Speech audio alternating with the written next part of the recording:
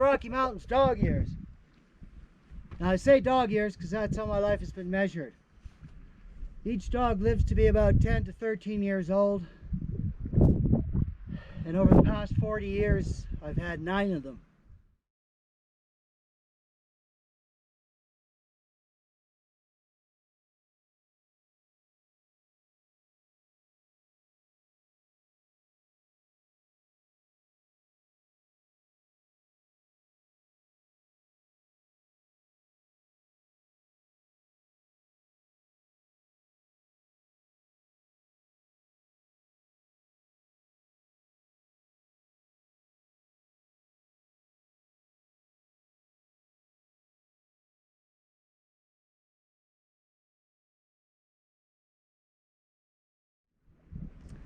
I got Tosca from a kennel in northeast Alberta.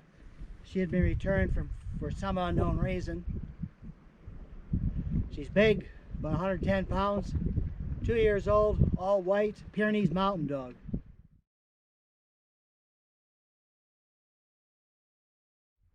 Anyways, I got her back home. First thing she did was attacked by a 140-pound male. And almost killed him. So I introduced her a backpack. Started off good, carrying it. But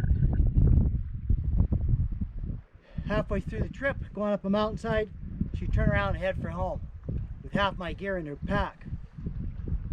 And she did this more than once. Then there was barking. And I mean barking. Constantly outside the tent when I'm trying to sleep. It got so to the point the neighbors started to complain, so I got a shock collar. Set it on low, medium, and high finally.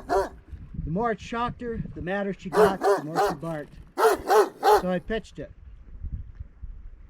Fighting. That dog loved to fight. I was driving down a road in Selkirk Mountains when a guy in the back of a pickup truck with a German Shepherd went by. The German Shepherd started barking at Tosca in the back of my truck. She didn't like that. Smashed over the back of the truck, went flying down the highway, turned around, ran after the truck. As it slowed down and turned a corner, she jumped up, grabbed the Shepherd by the throat, and started yanking him out of the back of the truck. Luckily, the owner saw this and floored it. Tosca lost her grip and went flying. Then I was walking down the alongside the Columbia River, and she saw a Doberman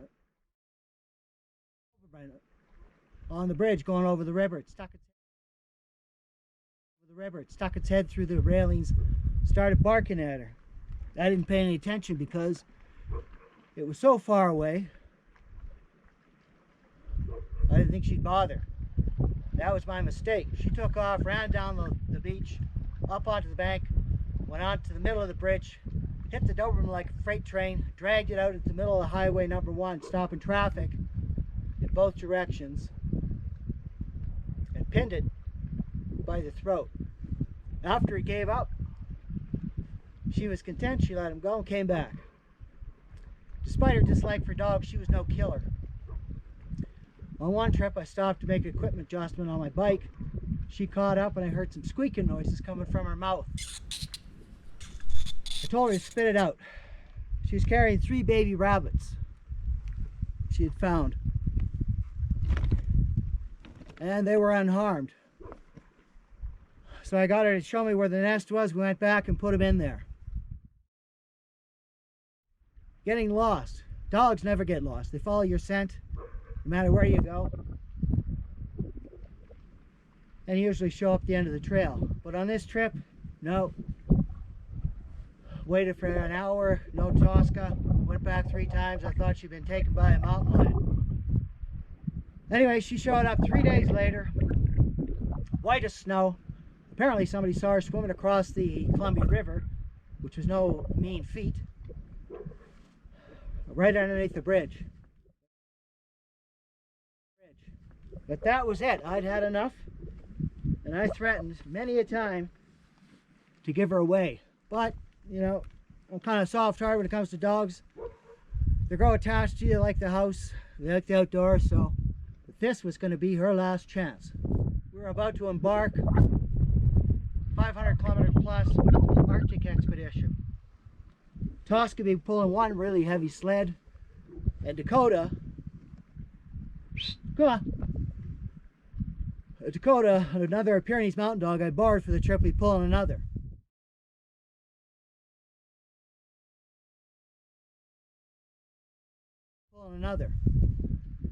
Anyways, we headed out. The Arctic is not like the mountains where I spent most of my time. Hurricane winds and minus 30 degrees below. It's extreme.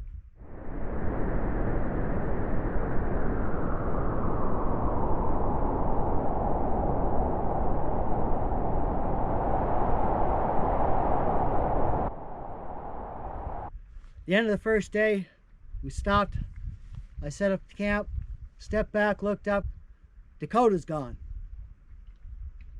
Climbed up onto the side of a ridge, tried to find her, but trying to find an old white dog in the Arctic is impossible. But he'd show up in the morning. Next morning, no Dakota. We had to press on.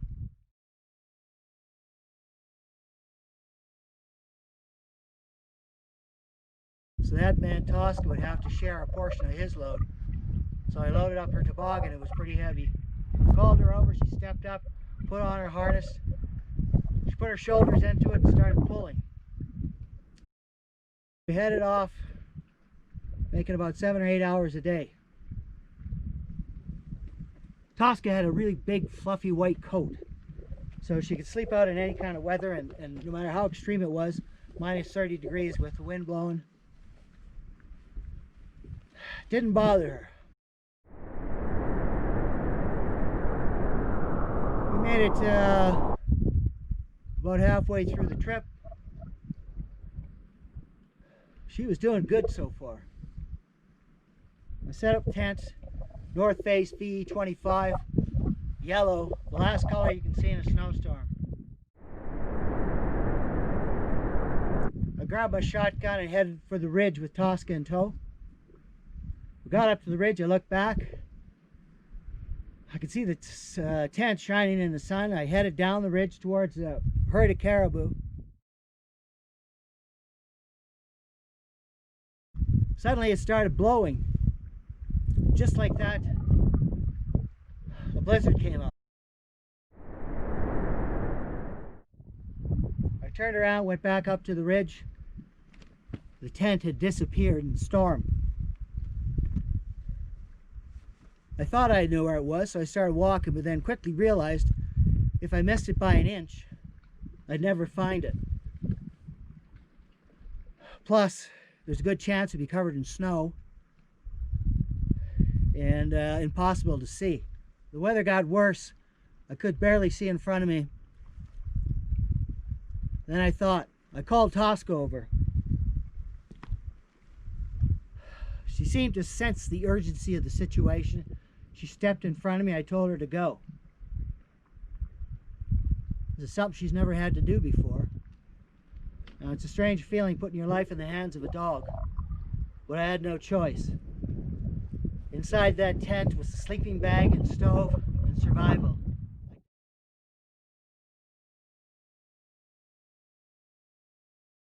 I doubt I'd make it through the night. All I had was a light jacket.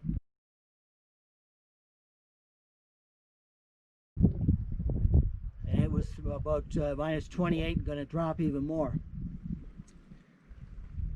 We walked for a while, but I lost sight of her because it was blowing so hard. But occasionally she'd stop, allow me to catch up. And then I'd follow her. Finally she came to a stop, turned around, looked up at me. I couldn't figure out what she was trying to say, but I thought that was it. She thought we were out for a walk. She kept looking. Now, I've been around dogs long enough to know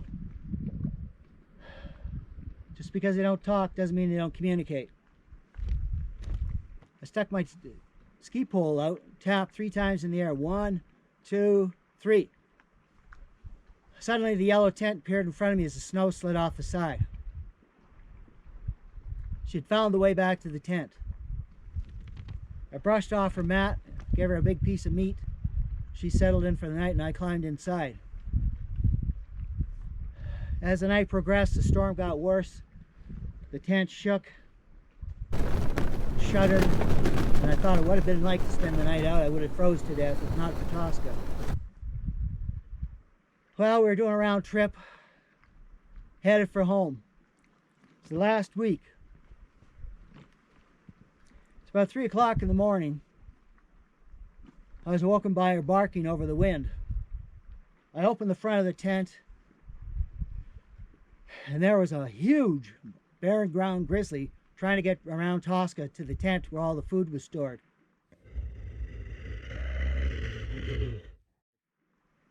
She was doing her best to keep it at bay. She was ferocious. She would not back down. This gave me enough time to pull out my shotgun and fire a couple of shots over its head. It changed its mind and took off. Not for Tosca, that bear would have walked right up to the tent, tore it open, and gotten into the food, what was left of it. I had miscalculated on food, and we were out pretty much. I wasn't ready to eat dog food. As I was setting up the camp, Tosca came up behind me and threw a ground squirrel at my feet. I don't know if she knew, but I didn't eat it. It was the thought that counted. Finally, we rolled into Cambridge Bay from where we started 30 days earlier.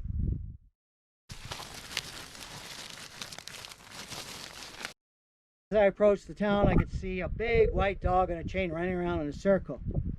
Dakota.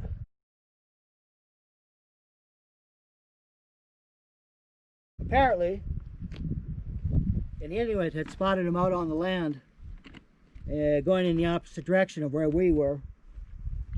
And he had been tied up on a chain with the rest of the sled dogs, running around in a circle for the whole month.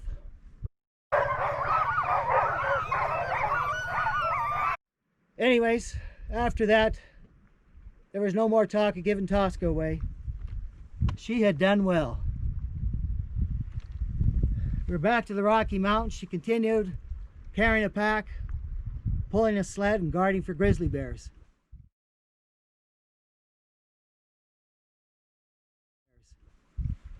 Eventually, our longtime companion Tag had died at the age of 11.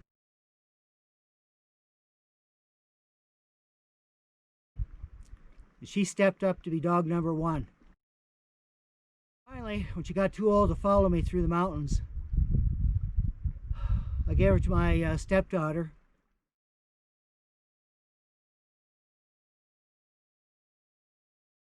Because she was moving up to the Yukon. There she continued to prove her worth when she warned my stepdaughter of thin ice on Marsh Lake and chased a creep up onto his truck who was trying to get too friendly.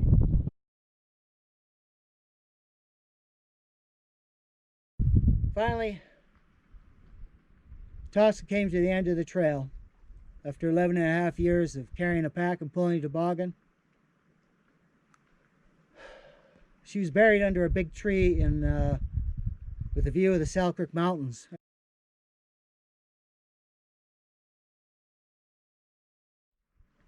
Despite her bad beginning, in the end, Tosca stepped up and redeemed herself. Cheers, pack dogs of the Rocky Mountains.